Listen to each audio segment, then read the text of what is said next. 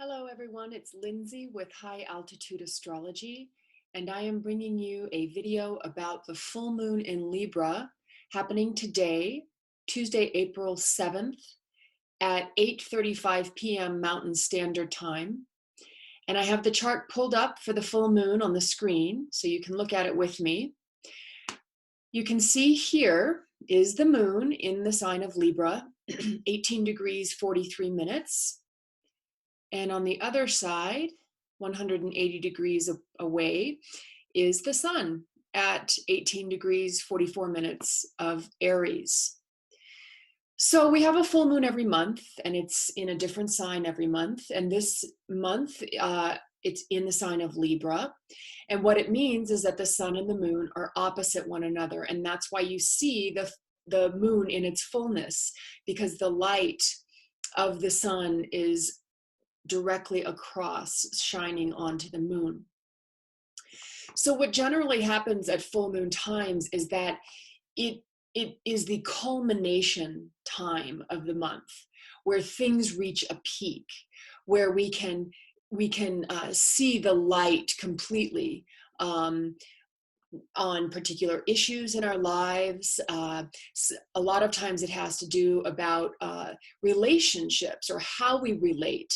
Not only our personal relationships, but just relating in general to others, and how that energy of relating is expressed. So we've got these two energies. The sun is our spirit shining its light out into the world. And at a full moon time in Aries, the sun is in the opposite sign, which is Aries. I think I just said it, full moon time in Aries. I meant a full moon time in Libra. The sun is in the opposite sign of Aries. So to shine our light in an Aries way, this is with courage, and this is with strength, and this is, our will kind of being self-assertive out into the world. So there is that part of this energy dynamic where we do, want to radiate our light out into the world in these courageous and brave and self-assertive ways. Now, again, opposite is that moon in Libra. And the moon is all about our emotional expression and how we express what we're feeling. And what we are feeling.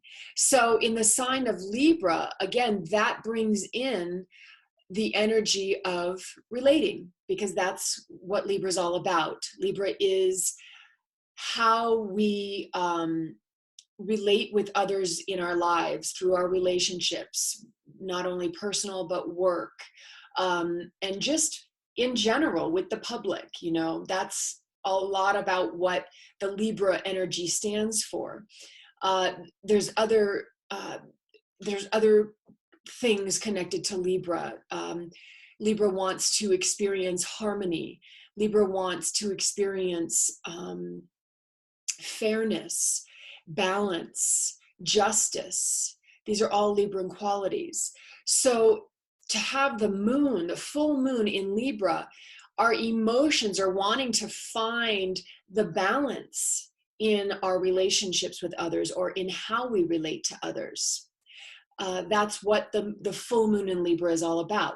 So the full moon energy, though, does deal with balancing these energies as they are expressed. So we may be finding this time where we're having to not only self-assert with the sun in Aries, but also find the balance through our emotional expression as we're doing that.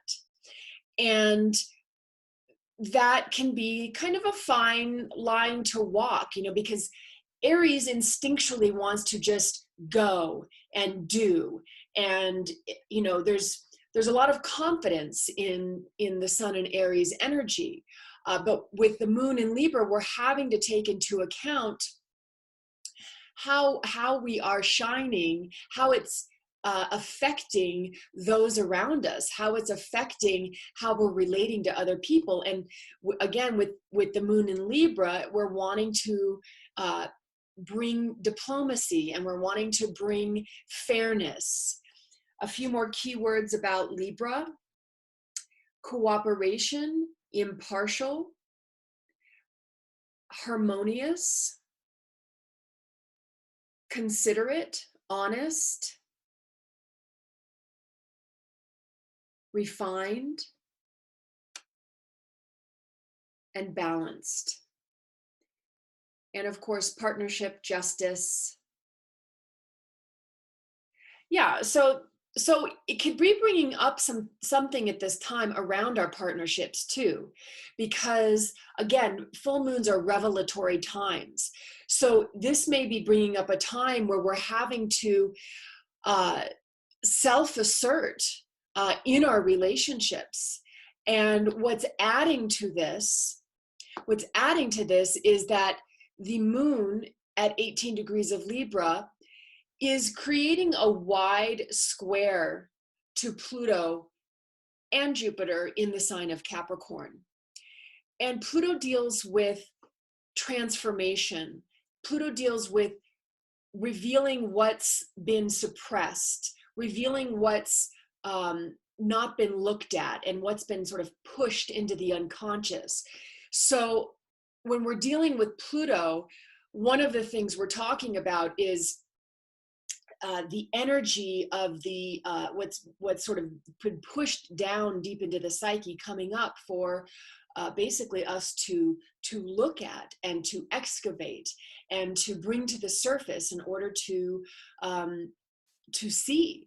And in doing so, it may create transformation. It may create, in some instances,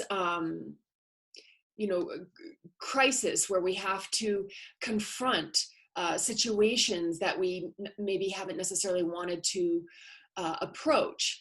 But with Jupiter there, Jupiter is about growth and expansion, and it's about optimism, and it's also about philosophical perspective. So to have these two energies together does suggest that there is some sort of transformation around perspective too that might be coming up at this time.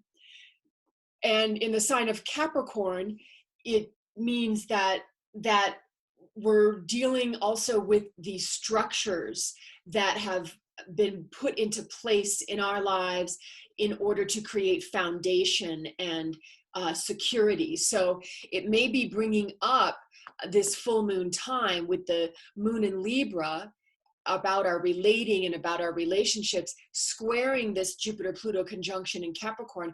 It might be bringing up areas of our aspects of our relationship that are needing to be confronted or needing to be looked at, that may create some kind of transformation, but ultimately for our benefit. That is what Jupiter is about. It brings growth, it brings expansion, it brings, like I said, optimism, and new purpose or new perspectives that help us move out into the world in new ways. So that's one piece of this full moon time. One of the closer aspects between the moon and a planet right now is it's in conjunct to Neptune. And that's happening a little bit later on today. Yeah, that energy is happening just after the full moon. But it's definitely in effect in this chart. So you can see Neptune is at 19 degrees of Pisces, 31 minutes. So if you were to count the degrees between the moon and Neptune, you'd get about 150. And that's called an inconjunct. And what that means is that the two energies are not necessarily able to see each other very well. And it creates kind of an irritation in the energy. So Neptune is a lot about our ability to transcend beyond our egoic structure. So Neptune rules things like spirituality and meditation. It also rules drugs and alcohol, which I also find interesting because today in our state, alcohol stores are being closed. I believe you can still get alcohol in some of the grocery stores and possibly even order it online, but you can't go directly into a liquor store. So I find this interesting at this revelatory full moon time. In order to bring balance and harmony, it's affecting Neptunian energies of transcendent experiences like drinking alcohol, because that is another way of transcending the ego. But there is some a little bit of backlash from what I've been seeing so far. You know, people just feeling like, you know, that's not fair. That's a moon in Libra expression. But, you know, kind of needing to adjust to the fact that they're needing to tighten up closing non-essential businesses in order to contain the virus even more in our state. So just an interesting little side note that that's happening right now. But the point being, with the moon in Libra in conjunct Neptune and Pisces, there's something about the Neptunian energy that the moon in Libra energy might have a hard time understanding or finding the balance in. And so the way this can work out in some of our relationships is that because Neptune wants to transcend, it also has this capacity, because it rules imagination, to create fantasy and illusion. So as we are being asked at this time to really look deeply at the structures that have been a part of our relationship foundations at this time, we may have a tendency with that Neptune and Pisces in conjunct the moon to want to not fully see, especially because it's an in conjunct, the reality of situations. And so it's important to recognize when we may be you know, contributing to promoting or to living in that illusionary state where we're not really wanting to see what's really true. And Neptune in Pisces is kind of near, I'm sorry, Mercury in Pisces is kind of near Neptune. That conjunction happened a little while back, about 3.5 days ago, but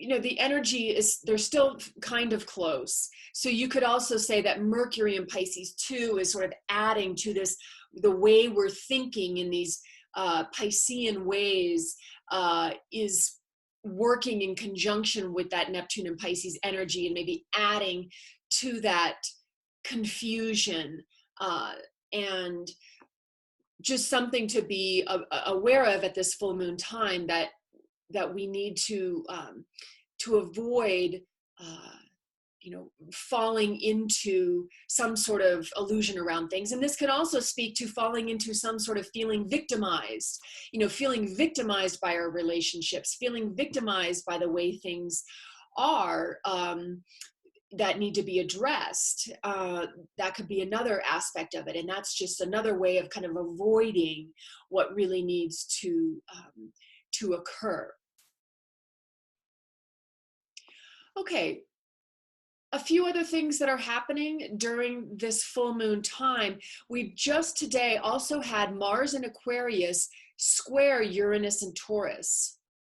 So Mars is about the assertive energy. It does rule Aries, which is where the sun is in this chart.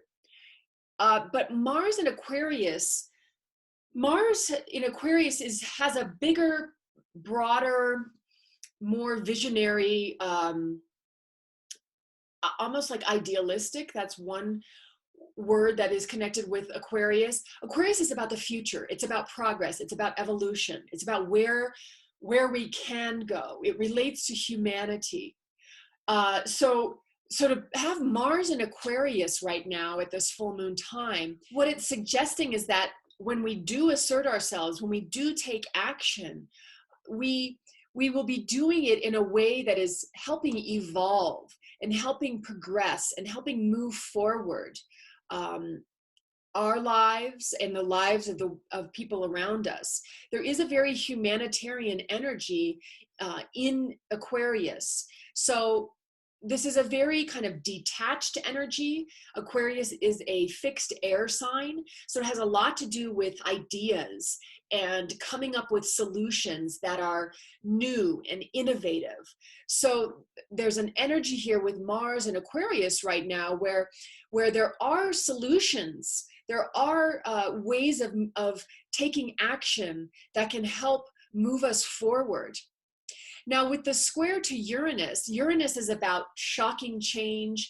It also has an energy of progress about it, though, because it rules the sign of Aquarius.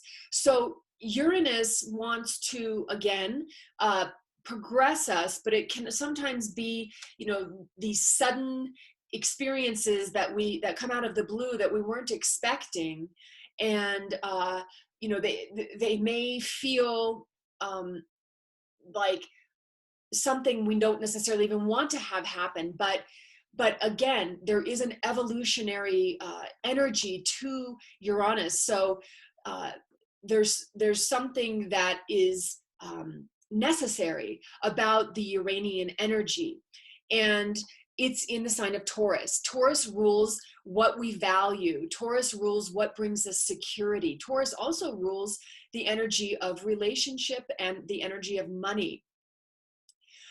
It is about how we make money in our lives. So there's something here with Uranus and Taurus. Now, Uranus and Taurus is going to be in this sign for the next 6 years. So there's a lot happening with the transformation or the evolution of our values and of what relationships look like, and the value that relationships have in our lives that are going to be kind of changing over the next 6 years. But when you have Mars and Uranus in a square, and Uranus, which rules Aquarius, it means that somehow right now the actions that we are taking are in order to help us move forward in this evolutionary way. Taurus can it's an earth energy. It's very solid. It's fixed too. Both of these signs are fixed. Aquarius and Taurus. So they can kind of be a little stuck in the way that they operate, meaning that they don't adapt to change quite so easily as some of the other signs do. They're more about maintaining their energy. So with Uranus and Taurus is already getting like a push to evolve, but now Mars and Aquarius is coming along, and it's sort of saying like, okay, it's now time to take the action in order to keep things moving forward.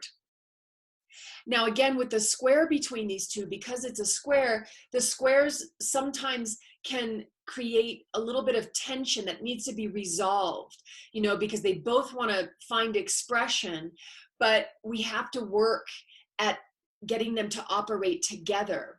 So, this is about keeping a very open mind and a very humanitarian mind as we take action moving forward. And this is about also really staying open to the changes that are taking place around relationship and around money and around values and security in our lives, because we know, or we understand that this is all a part of a longer process that's happening right now, that is evolving all of our lives. Now, sometimes this Mars-Uranus energy can act kind of rashly, because Mars can be impulsive, and Mars can act a little bit like before thinking. It's very headstrong, although Aquarius is kind of cool and detached and may give it a little breath between the impulse and the actual action. But I was going to mention a couple of things that I saw in the news today. One was something around our, and I don't know the names of all of these people, but something happening in the military right now, that's Mars, where there was a captain of a ship and he was speaking out about something and he was condemned by the Navy for it, and actually removed from his post. But then all of the people that were on the ship were cheering him as he was being let go. And then the somebody in a higher office put him down for what he was saying, because I believe he was talking about the COVID virus on the ship and how it was not being contained very well. And then the person that was in that upper position who was condemning him ultimately ended up apologizing for condemning him. And then now it turns out there's like over 250 cases of COVID on that ship. So this is like that impulsive Mars and Aquarius squared Uranus and Taurus, kind of like that impulsive action, taking that action and then kind of like, realizing like, oh, okay, that didn't turn out the way that I had expected because of that sort of quick to act kind of way that then had to, be handled. Now, this is a very humanitarian energy, this Mars and Aquarius squared Uranus and Taurus. I mean, this is really about us all being able to learn how to take action in a way that is inclusive of and considerate and thoughtful of the whole. That's what Uranus is all about. It is an evolutionary energy. It deals with the collective. And we're kind of like tuning up our values. Our values are going through a restructuring, around how do we really kind of like relate to each other in ways that are appropriate, and you can see it a lot in just what this COVID-19 virus is bringing up. We've had to really learn about like, okay, think of other people, don't hoard, like we've all been tested in various ways.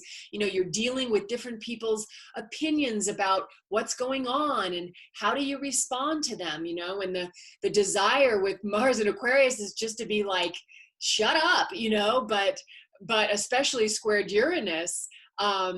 But again, going back to the fact that we've got this Libra full moon, it's about how do we find the balance.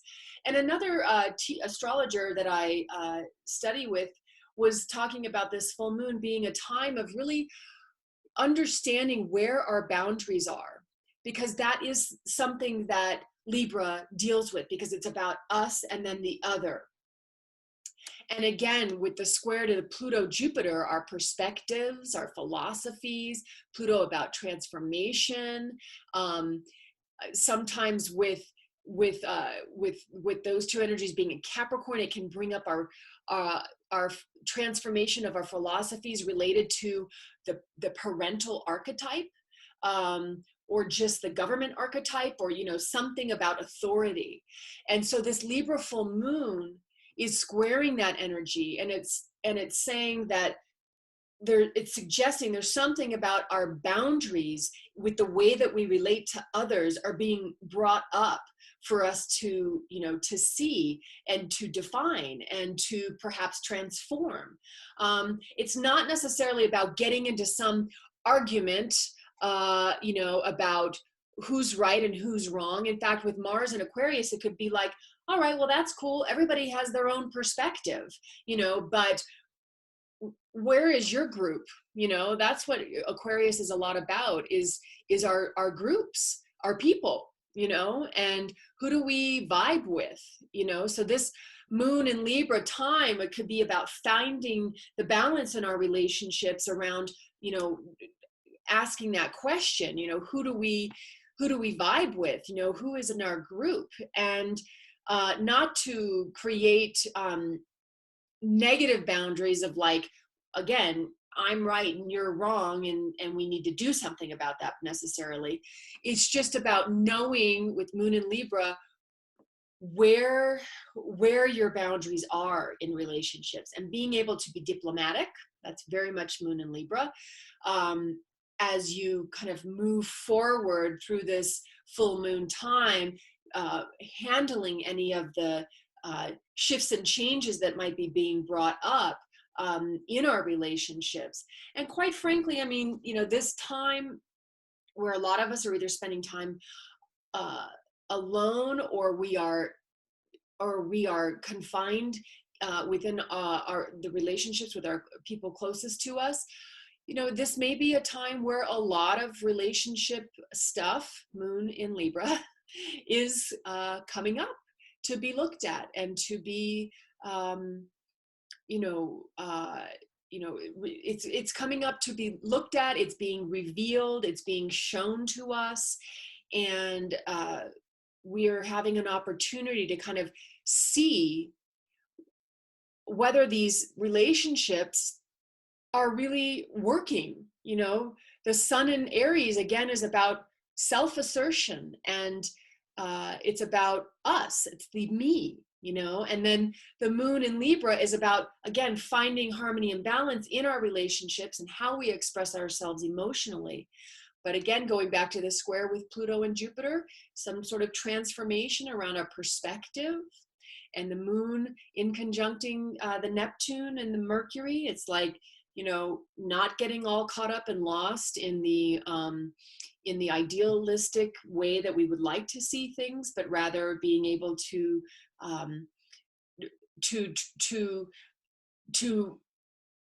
really let go. I mean, that's what Mercury, Neptune in Pisces is a lot about when it's operating positively. Is Pisces is a mutable water energy, and it can release emotionally and let go. It is about endings.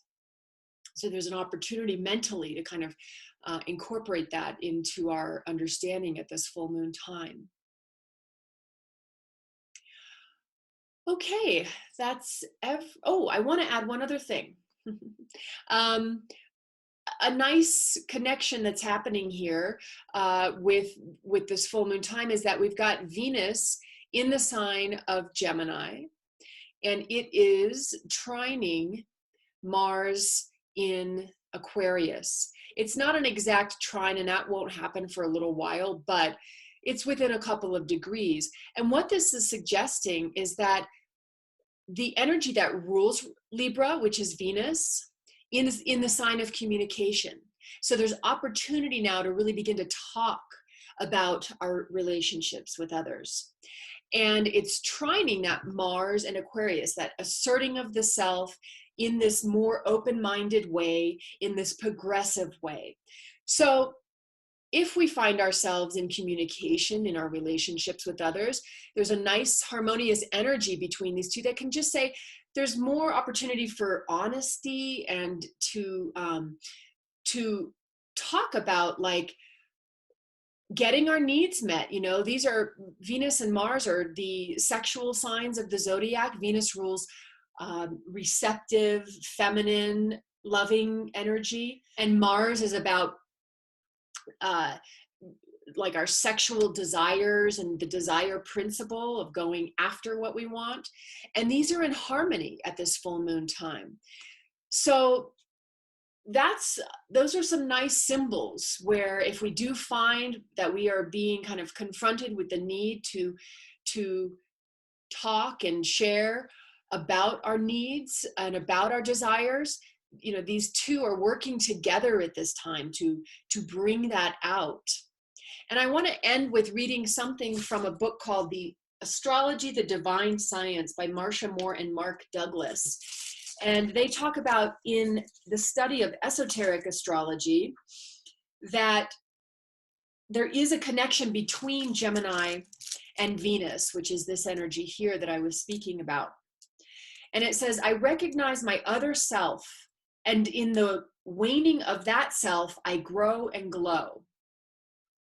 As the esoteric ruler of Gemini, Venus relates the dualities of life, including man's higher and lower selves. The Venusian power of attraction produces a creative interplay between previously disconnected factors and makes them meaningful in terms of one another. Thus, love and logic become inextricably fused because the perfect understanding sought by Gemini requires more than the detached uh, apperception of Mercury. Mind has an integrative as well as a separative function. It holds the particles of the universe together as well as apart. The evolved Geminian gradually discovers that only through love can he gain the information he seeks and thus appreciate the beauty of the correspondences which disclose the pure geometry of creation. For him, helping people to function cooperatively is the most intelligent mode of behavior because affection and goodwill are the means of opening channels through which the universal mind can operate. He realizes that love is not merely a sentiment, but it is a mighty binding force which weaves the bright bands of relationships that unite all creatures within a system of mutually beneficial interchanges. So I find that to be a beautiful, description of Venus and Gemini, because often Venus and Gemini gets a bad rap for being like flighty or for being changeable. But what this is suggesting is that the ability of Gemini to kind of be fluid and to see and understand, uh, people and kind of stay open-minded to everything, that's when the principle of love can actually come forth. And so if we find ourselves, at this time facing some full moon challenges, just remember with the Venus being in Gemini, there is something to be said about realizing that understanding where somebody is coming from is a useful tool in order to create a more loving environment for us to be able to face whatever is being revealed to us at this time. Thanks so much for watching. I really appreciate it. If you like this channel, please subscribe, and I will see you at the next video. Take care.